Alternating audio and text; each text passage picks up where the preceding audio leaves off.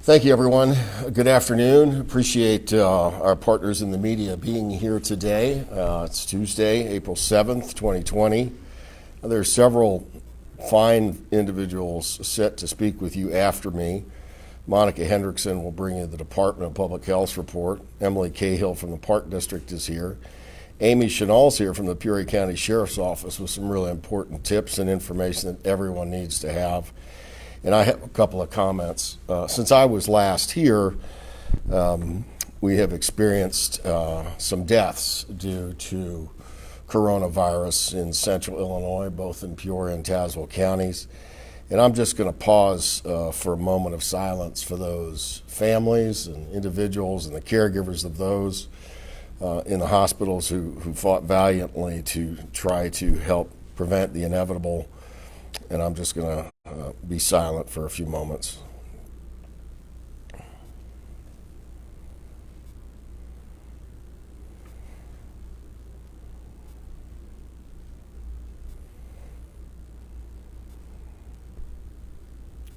Thank you. There are families in central Illinois grieving this week after losing loved ones over the weekend. There are families who are in between grieving and outright worried to death because loved ones are sick in area hospitals, receiving the fine medical care that, of course, our community has. And I ask that everyone join tonight, maybe light a candle, if you would, for those people who have lost and are in a struggle that some of us have yet to experience, particularly if we have not become ill and positive with COVID-19. Today I'm wearing a mask, which is a shift in policy both locally at my office, some recommendations from the CDC or the Illinois Department of Public Health. We'll finally figure out a common path to all get on, but nonetheless, I'm going to wear a mask. This one's custom made by a very dear friend of mine who's a member of St. Vincent de Paul and has a little bit extra time on her hands. And if you want one, let me know, and she'll get you one. She made it personally. This use of masks is so important that I think as we probably imagine a future here in our country, there will be more times we're likely to have to take the advice and wear a mask. But the subject of social distancing is still the prima facie thing I'd like everyone to accept for themselves as the number one way to prevent the spread of the disease. Secondly, certainly hand washing and that whole regiment. Let's stay away from people that are sick. Let's cover our mouths after we cough or breathe. Let's keep our dirty little hands off our face. Let's watch our face, eyes, mouth. Let's wash our hands often, frequently, and of course, really keep super safe distances from anyone that's sick. As far as wearing a mask goes, I know that's a very personal choice. In certainly my office, we have now made it a policy to keep our essential workforce working. So those are the items I wanted to cover today. I'd like to look to Monica Hendrickson, who's on her way up, Director of Peoria City County Public Health Department. On behalf of the Mayor and Chairman Zimmerman and Chairman Crew from Woodford County, thank you for continuing to help us inform the public. Monica?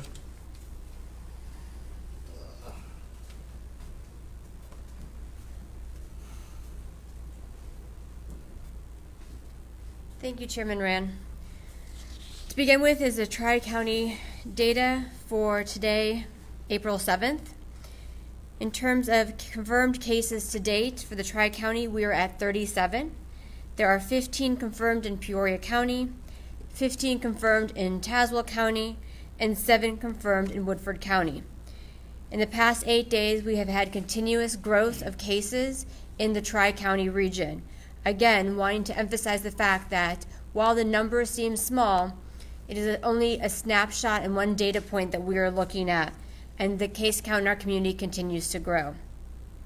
In regards to hospital data, the total ICU usage for both persons under investigation for COVID as well as confirmed cases of COVID is 16.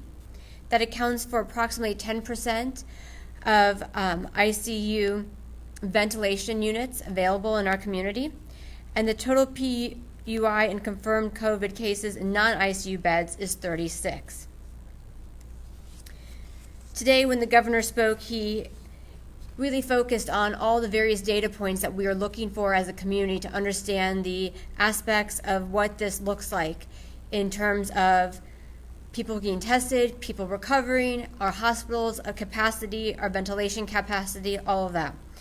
We will begin reporting for Peoria County data specifically, which will be available on our website. In terms of Peoria County specifically, of the 15 confirmed cases, 53% are male, 47% are female. In terms of race and ethnicity, 73% are white, 27% are other. And in regards to age range, we have cases confirmed for all age ranges with the exception of under 29 and those 70 to 79. The governor also mentioned that today, with the weather being what it is very difficult as Illinoisans to stay inside. We're used to recovering from winter and being outside and enjoying our parks and our recreation. To talk about how we can keep safe during this time period, I'm introducing Emily Cahill, Executive Director of the Peoria Park District.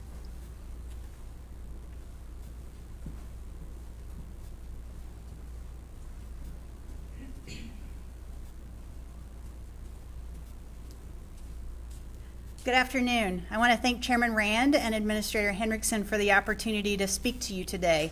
As Monica said, the Peoria Park District certainly looks forward to spring every year, right? This is a little different this year. We're dealing with a lot of different dynamics than what we're used to, but we still want to be a place where people are able to come and enjoy the outdoors now that spring is here. So as we look at the opportunity, we ask for people to be very mindful of a couple different rules than what you're used to, okay?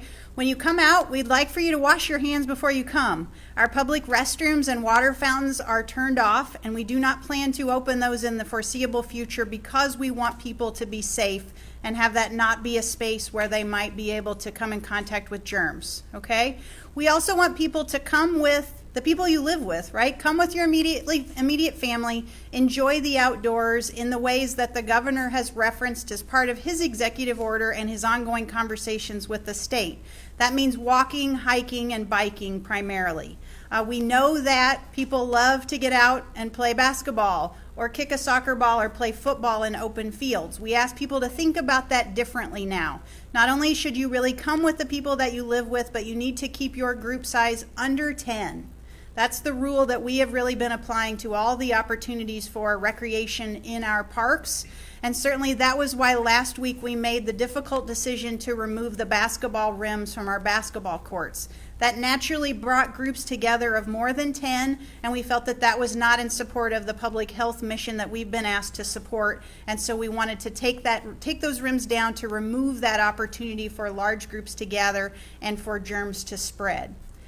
When you come, and you've had a good time, we ask you to keep your minds open to that 6 feet range all the time. That social distancing is really important. We've had people ask us questions about tennis courts, for example. Tennis courts work right now if you keep your group size under 10 and you socially distance, just naturally because you're on two sides of the net and you're able to spread yourselves out. That is an activity that we are continuing to support because it is possible to do that socially distanced. If we see, however, that large groups are gathering on the tennis courts and are using those unsafely, that is a decision that we will make if we have to in order to keep the larger open space amenities available to our community.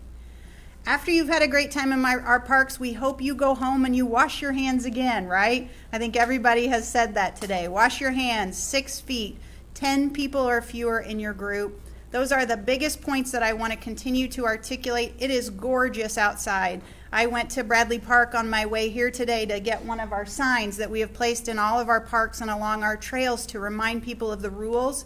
And there were people there enjoying lots of great activity that allowed them to get away from the stress of whether it's working at home or homeschooling their kids or just being inside when you want to be outside. And we want to continue to be able to offer that opportunity to our community in collaboration with the City County Health Department, with the mayor and county, because we want that to be available to all of you who are looking forward to being outside. But we ask you to do that safely and remember those rules. 6 feet social distance, 10 or fewer in your group. Thank you for the opportunity to share that today, and I'd be glad to answer any questions that you might have. Emily, you spoke about, it being okay, for immediate families to come out, because they're obviously interacting on a daily basis. But if you could kind of share how not necessarily recommending maybe a bunch of different families all coming and necessarily having the kids play together, for example, because, then any germs that are spread there could be taken to the other households. So the question was about groups of families coming together to recreate together in the park, and we do recommend against that right now. Obviously, that is what everybody is being directed to do, is to stay with your immediate households, know kind of what your sphere of influence of the germs are, if you will, right? You know who you're coming in contact, you know who your kids are coming in contact with. You can't guarantee that for other groups. So to be really smart about that, our human nature, right, is to try to find other people to have fun with, to play games with, to walk with. We ask you to know that that's going to come eventually if we're all smart and we follow the directives that public health has given us. We want to make sure that people are smart and safe in the short term so that in the long term we're back to enjoying the outdoors in the way that we traditionally do. Are your park police kind of monitoring some, really popular parks right now? So the question is, are our park police monitoring popular parks right now? And the answer is yes. So we are using our security staff, our police force to monitor as best we can to encourage people who are breaking that 10 people rule to move on and to separate. Our goal is for everybody to know that we are there in support of them. At the very beginning with the governor's message, he closed our playgrounds. We have 42 playgrounds across the park district, so it is difficult for us to do more than sign those and try to have our park staff ask people to move on. This is really about that personal responsibility piece, right? We want people to be outside and engage in those activities that they rely on for their not only physical health, but also their social and emotional health. And we need people to be really smart about the choices that they're making. We've tried to limit access to the best of our ability by taking swings down and limiting sort of the fun things in a playground, right? But we do still see people making those choices, and we ask people to really be smart. That playground's not going anywhere. It will be there when we're ready and when it's safe to come out and play again. And in the short term, we need really people to abide by the rules that we are setting forth, because it's not that we're trying to be mean, it's that we're trying to keep people safe. Emily, do you want citizens reporting groups to you guys at the park district, or would that rather be an issue for non-emergency police? So I believe that the mayor's directive at this point, the question is, what do you do if you see a group larger than 10? And the directive from the mayor has been to call that non-emergency number. If that's happening on park district property, we have a collaborative relationship with the Peoria Police Department, so they are dispatching park police when they are available to respond. But the ideal answer is don't do it in the first place, right? So that nobody is having to send police out when there are really important things that they should be doing right now to keep us all safe. Are you saying that 10 or less people can be on one tennis court or in one tennis court at one time? So 10 or fewer people should be in a set of tennis courts. Most of our fenced-in areas are more than one court. So if you think about playing doubles, for example, on 2 tennis courts, that's 8 people. If they are socially distanced and they do a good job, we are going to allow that to continue right now. If you have, though, players that are waiting to play and you get over that 10 mark and we see that happening consistently, we won't have a choice but to close those tennis courts for use like we did the basketball rims, because we really need people to adhere to that 10 or fewer number. Do you think your closed park signs are efficient? I know you said sometimes it comes to personal responsibility of parents, but playgrounds they look open. You have the sign, small, it's in the grass. People are still on the playscapes. People are still playing, even if you're not on the swings. What does it take? Do you need to put caution tape around the playscapes, or is that really just solely up to people to be responsible? So the question is it responsible for us to just have closed signage on our playgrounds and nothing more? Our reality is that with 42 playgrounds, we could put caution tape up and they'll tear it down, right? This is about making good choices for yourself. We want people to be responsible and make those choices in open space, just as they do every day. If we weren't here having this conversation about COVID-19, people use our parks responsibly at high levels every day. We have 9,000 acres that we take care of in the Peoria Park District, and we have very few issues that we deal with, whether it's in the midst of this crisis or otherwise, because people do a good job. What we're really talking about here today is a very small number of people that we hope can hear the message today, see the signs, and make good choices for themselves. That's ultimately our goal. That's what Parks and Recreation is about making good, healthy choices for you and your family. And really we're just here today to encourage that, to celebrate all the people who are doing an outstanding job right now, because we see lots of people every day using the space, as the governor talked about, to make them healthier and to feel better about all the stress and anxiety that they're feeling in their lives. We really want to reinforce the fact that the bulk of the people are using it right, and we want to celebrate that, because ultimately we need this to be available to our community as we move through this, because this is one of those things that does help make people feel better about the stress that they're dealing with, and we want that to continue to be an option for them. Is there any talk about closing the parks? And I ask that because in the state, in other states, they have closed parks because people are just not abiding by these. You have some parks where it's a hiking trail. You have other parks that are open, basic grassy thing. Is there talk about, have you formed a plan where if people do not do X, you will have to maybe take step Y? So the question is, are we considering closing the parks? At this point, no. We are in constant communication and collaboration with both the City County Health Department, with the Mayor's Office, with the County Administrator. We want to make the best choice possible for our community. We all serve the same people. We want to make sure that they are safe. And as I said, right now the bulk of people are using those amenities just as they should and just as the governor directed. So I'm really here today just really to reinforce the fact that we're really pleased with how things are going. Are there opportunities always for us to do better? You better believe it. But the bulk of people are doing things right. And so this is just that friendly reminder that says, just be mindful. Your natural inclination, right, when you go to the park and you see a big green open space, is to start a pickup game of football or to kick a soccer ball around with friends, and then it turns into something competitive because that's our human nature.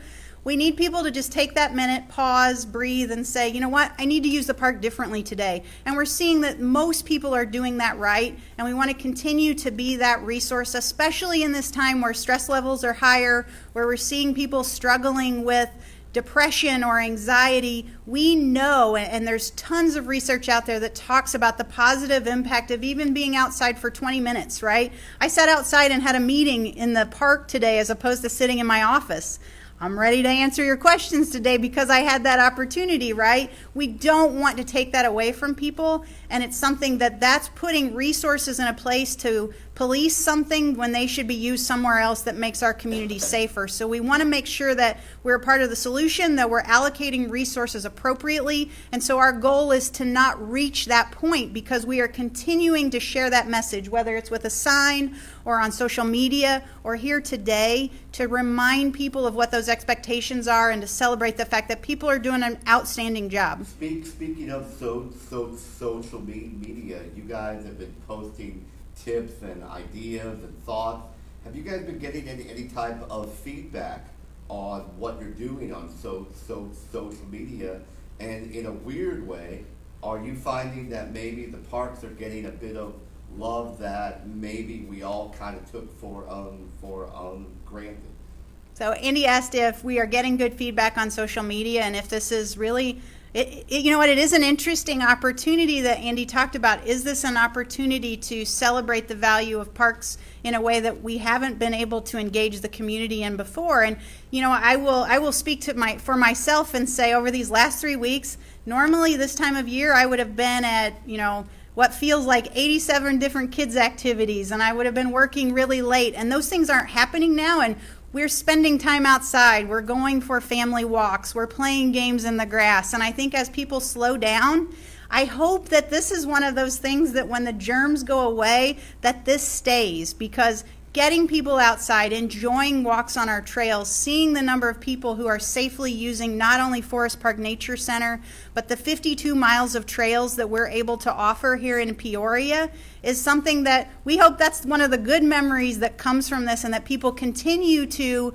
value that, and they take that time when they can in their schedules to slow down and use parks like this, because we're seeing some fantastic opportunities for families. This is impacting a lot of things. It's impacted, the zoo, a lot of programs, the Riverflex. I mean, what kind of impact is this having on Park District finances? That's a great question. So the question is, what impact is this having on Park District finances? That is something that really for us remains to be seen. It depends on how long these closures have to happen. Our reality is that springtime is where people just naturally, as Monica said, they come outside, right? When the first 70-degree day, everybody, whether you're a park lover or not, you're outside. And so this is when people sign up for things like spring soccer. This is when field trips come through Peoria Zoo. Those opportunities are going to be lost this year. So how we respond to that, how we continue to support our community is something that we are very focused on right now. We are looking at opportunities to the best of our ability to really control our expenses so that we can close that gap between lost revenue and expenses, so that when these limits are lifted, we're able to respond to the community and come back online as quickly as we can. Our reality is, and I think this is something that everybody knows, right? There will be things that will have to change for the very long term in how we operate and how we think about things. Parks and Recreation, by their very nature, are about bringing groups of people together to do activity, right? And so when you think about groups of 10 or more, or groups of 50 or more, those are challenges to how we think about things like a summer concert series on the riverfront, or even how we might bring people through Peoria Zoo. There's been a lot of talk about golf, right? Those are all things that our staff, I am just so amazed by their creativity and their innovation in this quiet time as they build ideas so that we can be responsive. We're going to look different, but we're going to adhere to those rules so that we can continue to be that source of recreation in our community that we are so proud to be. Thank you, Emily. Thank you.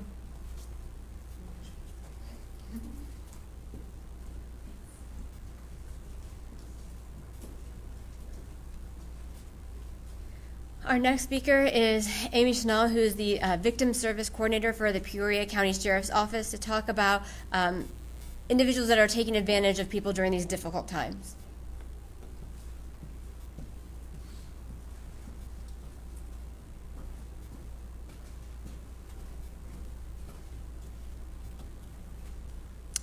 Good afternoon. I am Amy Chanel, and I am the Victim Services Coordinator for the Peoria County Sheriff's Office. I work with victims of all types of crime here in Peoria County. I also serve as the Elderly Service Officer for Peoria County. During these times of crisis or uncertainty, we often see surges in illegal scamming activity. Scammers see things like this global pandemic as an opportunity to prey on the public fear. Scammers know our minds are focused on major events that are happening around us, and that we are more vulnerable to the scamming attack that we might otherwise be under normal day-to-day circumstances.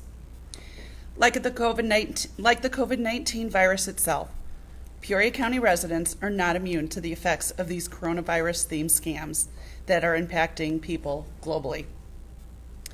We have already seen an increase in scamming activities specifically related to COVID-19 right here in our area in Peoria County. We should be prepared to see additional and more clever scamming tactics from these professional criminals as time goes on. These scammers have no boundaries. They will try to reach you in any way they can. Often, they will use the following: telephone, email, text messages, in-person, door-to-door, other online links, website, social media scams, pages, groups. Today, I want to reach out to the community to raise awareness of some COVID-19 related scams in Central Illinois. There are and will be more. Here are some recent examples. One of my family members received a telephone call the other day stating it was time to renew her diabetic test strips. She was told that if she gave authorization at this time, that she would receive a COVID-19 discount and a free COVID-19 home test kit. These kits are not being offered. Another recent example was from a citizen stating that the Illinois Treasurer's Office contacted her and wanted to verify her information before they sent her stimulus check. They asked for verification of her bank account, would she like her check direct deposited, and her social security number. First, never give your bank information out over the phone, email, or text messaging. Also, the stimulus checks are coming from the federal government, not from the state of Illinois. Please do not give any personal information to anyone until you can verify who they are and if the person is legitimate. If anyone guarantees you free or reduced rates on PPE or treatments for COVID-19, this is a scam. These are scammers trying to gain access to your personal information. Do not rely on what appears on your caller ID for clarification. Scammers can make it look like the government is calling you. If you do not know the phone number, do not answer the phone. It's okay to let that go to voicemail. Watch out for emails claiming to be from the Center for Disease Control and Prevention, commonly known as the CDC, or other organizations claiming to offer information on this virus. Do not click on links or open attachments you do not recognize. If you do not know the sender, it's best not to even open the email. Fraudsters can use links and emails to deliver malware to your computer and steal personal information, or to lock your computer up and demand payment. Be wary of websites and apps claiming to track the COVID-19 cases worldwide. Criminals are using malicious websites to infect and lock devices until payment is received. Be aware of fake charities and donations. Criminals are also using social media groups, web pages, and email links to solicit donations for organizations that do not exist. Another potential scam involved threats regarding your utility services and deadlines. These include threats to turn off your utilities that might seem scary or convincing right now because people are unemployed and staying more in their homes. If you suspect you are being contacted by a scammer, don't answer the phone. If you do answer the phone and the suspect is a scam, hang up immediately. Hang up on all robocalls. Do not press any numbers. Scammers are using illegal robocalls to pitch everything from scam COVID-19 treatments to work at home schemes. The recording might say pressing a number will let you speak to a live operator or move from their call list, to be removed from their call list, but instead it's going to lead you to more robocalls. Resist the urge to act immediately, no matter how dramatic the story is. Do not send cash, gift cards, or money transfers. Once the criminal gets that money, there's no getting that money back. Do not respond to texts or emails about checks from the government. The detail regarding the stimulus checks are still being settled. Anyone who claims that they can get you your money now is a scammer.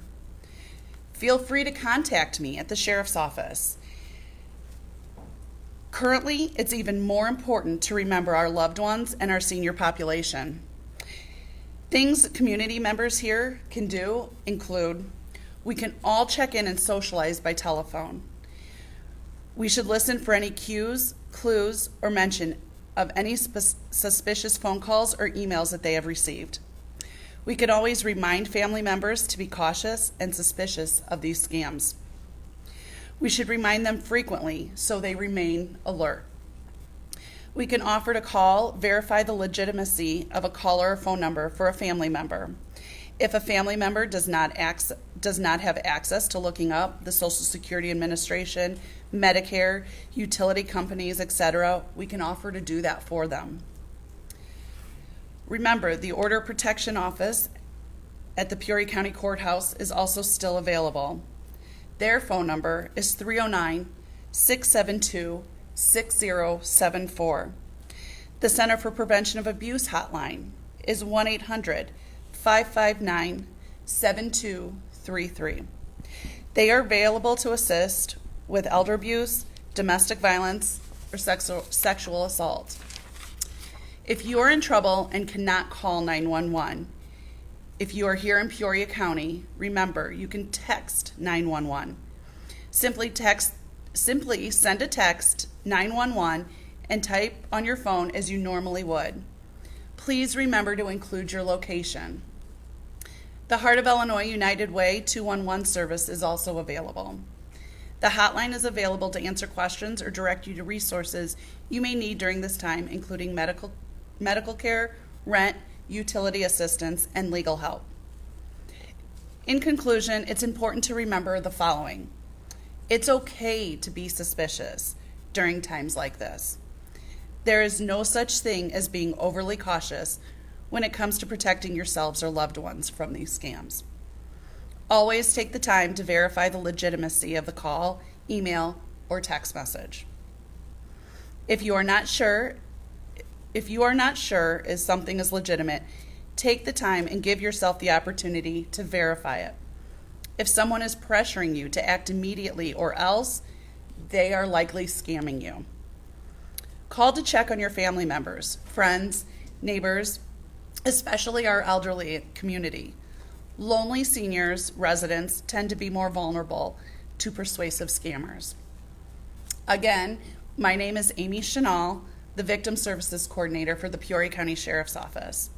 I'm available by telephone at 309-253-0313 or at email at shinall@peoriacounty.org.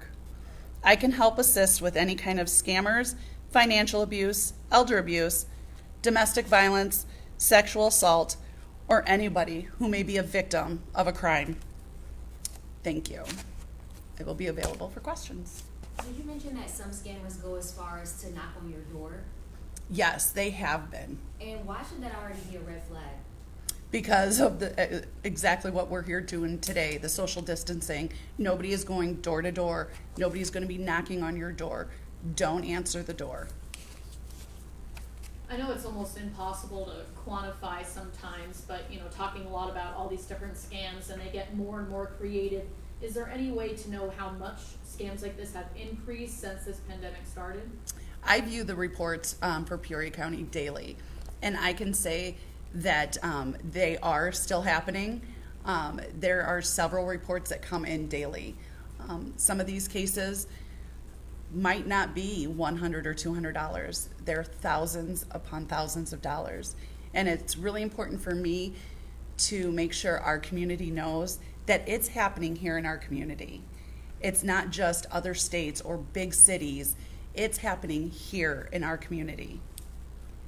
Yes. I don't want to sound negative about this, but you guys have been saying this for years about scams. The scams on the Africa scam where send money. If people are falling for it then, and they're still falling for it now, and we have warned them, and we've talked about it, and folks kind of either know or don't, what advice do you have? I mean, I sort of get that we went through this long thing, but a lot of us have heard this for years. Absolutely, and that's a great question. You asked that. We've been hearing these scams a lot, daily. Absolutely. I'm constantly putting it out there. I do several presentations around the community weekly of just talking about scams here locally, and that's been going on for several years. If one of my talks or one time that I'm speaking about these scams or one alert saves one person in our county or another county, then I'm doing my job. Then we're doing it correctly. So we're going to still keep hearing the scams. We're not going to stop telling people about these scams. Has the sheriff's office, because so many people are stuck at home, and they're spending lots of time on their laptops or their phones or whatever. Yeah. Have you guys thought about maybe making a video that you could share on social media that can illustrate this a little bit better so people can maybe watch it in their homes? Yeah, we've actually talked about that, and so we will be thinking about doing that in the future. However, it's really important to know that there are thousands of different scams out there. So one video is going to focus on one scam. The most important thing to do is know your surroundings. Don't answer that phone. If you do happen to answer that phone, hang up immediately, okay? So we're just trying to get the word out there. We will keep trying to get the word out there, and I won't stop until nobody gets scammed anymore. And what are some of the consequences that these scammers face? Right now, that's what the hard part is. What we, as a law enforcement agency, has to do is be proactive. These scammers are always one step ahead of us, right? So we have to get out there in the community and keep telling you guys about these scams, telling you not to answer these phones. Don't give your personal information out, because unfortunately, there is nothing that we can do. A lot of these scammers are coming from different parts of the country, different parts of the world. And so once you give that money out or that information, or if you were told to go buy a prepaid debit card, once you scratch off the back numbers off of that prepaid debit card and you give that scammer your number, that money is immediately gone. And there is nothing we can do about it. Thank you, Amy. Thank you.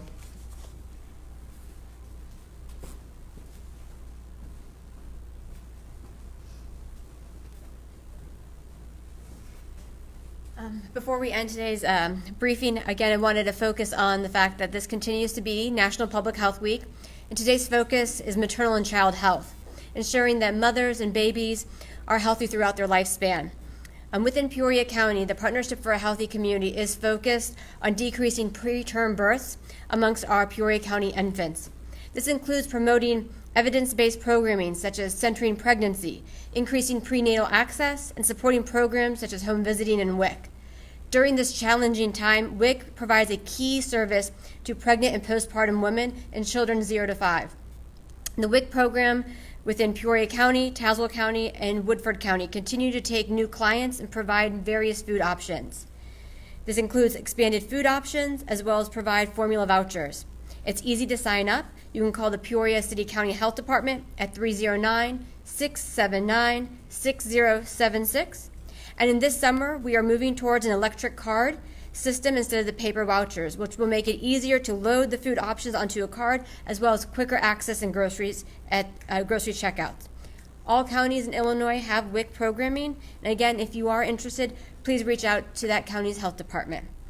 Thank you again to the public health professionals who not only work tirelessly in regards to our COVID-19 response, but continue to create a healthy and thriving community.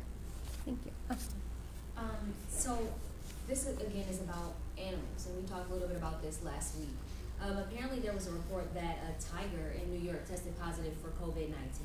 And since then, the American Veterinary Medical Association said in a statement that until more is known about how the virus can affect animals, ill pet owners should have others care for their dogs or cats. Is this something that you would recommend to this community? I think there's still a lot of research that needs to be done and understood about this. Now, coronaviruses in general can spread from animals to people, and understanding what the transmission is to that tiger. My understanding, it was an asymptomatic individual that was caring for the tigers at the Bronx Zoo, and that's how a different type of testing for animals specifically was utilized to determine that the tiger had COVID-19. Having said that, I think it highlights again the importance of it's not just symptomatic people that can transmit virus, but asymptomatic individuals as well. The governor today mentioned in his press conference that 42% of ICU beds in Peoria specifically are still available. It means 58% of them are filled. Is that accurate? It is accurate, and the numbers I reflected were those that were specifically in utilization for people under investigation or for COVID-positive patients. Remember, ICU beds are not just for respiratory, for COVID, or for people under investigation. They're used for a plethora of critical care needs. And that's why I think the governor also mentioned the fact that overall we've seen a decrease in ICU capacity compared to previous years because more people are adhering to that advice. Our healthcare system is decreasing non-essential surgeries or different things of that nature. So our ICU capacity in general is lower. And so we are seeing that here in Peoria as well. So you would say that the ICU capacity still is lower? I mean, we're not seeing a gradual increase in ICU bed usage over time as this continues to go on? I think it's a really hard thing to describe because we have, as a healthcare system, put in place interventions to overall decrease overall ICU capacity, but understanding that percentage that is related to persons under investigation or COVID positive, which are currently, there are 16 in our 4-hospital system that are utilizing the ICU specifically. I have got a few things. First off, what is considered an ICU bed? And I ask that because OSF has various levels. They have the ICU, they have the intermediate, and then they have the normal bed. When the governor is he talking to?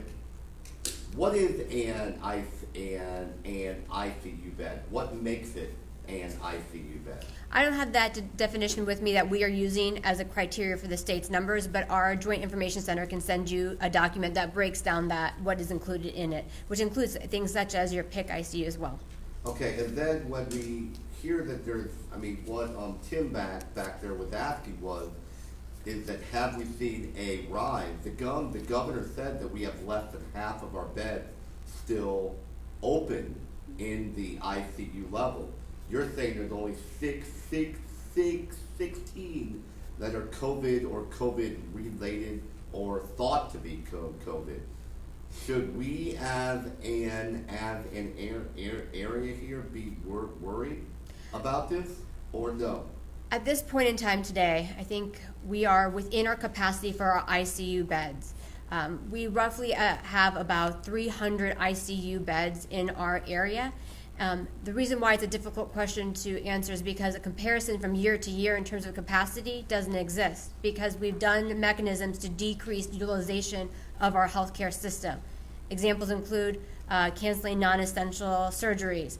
Individuals not going out as much. As they're not going out as much, we're also seeing decrease in car accidents as well. And so you can't do a comparison from year to year.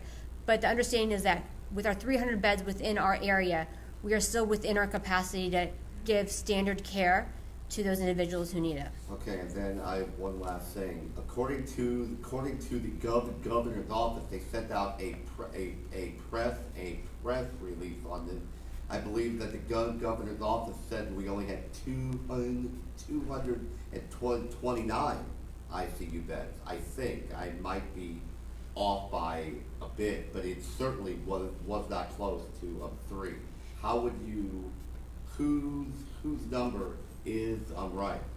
I would say our local numbers are the ones more accurate because our hospitals have been expanding their capacity continuously. And so that point in time shot that the governor is referring to might be data that is no longer valid. Right now, our hospital bed capacity between the 4 hospitals sits just over 300. So then when you, just for clarification, when you say 10% of ICU ventilation use, so 10% of our ventilators in all of our 4 area hospitals are only being used currently? Correct. And important to note that an ICU bed is not a 1-to-1 ratio between a ventilator and an ICU bed. Are there non-COVID patients using ventilators currently? Do you know that? Yes. Yes. Congresswoman Sherry Bustos announced over $4 million for funding for health centers. One of them is in Peoria. Tell me how you think that money will help not only medical professionals but the community at this point. I think the money coming in, whether it's coming to healthcare professionals or to small businesses or restaurants, even public health, is going to help us not only weather this unique experience that we are having financially. I think the question someone posed earlier is how is even the Park District reacting to it, but also helping us build capacity. And so while we are focused on the response at hand, we are always talking about resilience and how we're going to recover from this as well. Monica, what is the level that we need to reach in order for us to start using makeshift hospitals? That's a great question. What is that capacity issue that we're going to hit? And really, there's a lot of variables that are part of it. Our hospital systems are really going to be focusing on expanding their 4 hospitals as much as they can, because at an external or alternate care site, the biggest issue is the care model available. And so we don't at a time have a lot of resources, whether human resources or equipment, to necessarily expand over to another hospital. And that's why the state's relying on different entities to come in and stand up the different hospital systems and bring in those outside resources. It would take a lot to put our over 1,000 bed capacity and 300 bed ICU, into a point where we have to go to that alternate care, and hopefully we don't have to get to that point. As long as we maintain those key non-pharmaceutical interventions, again, good hand hygiene, not going out for only essential reasons, and then again, social distancing. We can't stress that enough. Thank you very much. I will actually be here tomorrow for the briefing, and so I will see you then.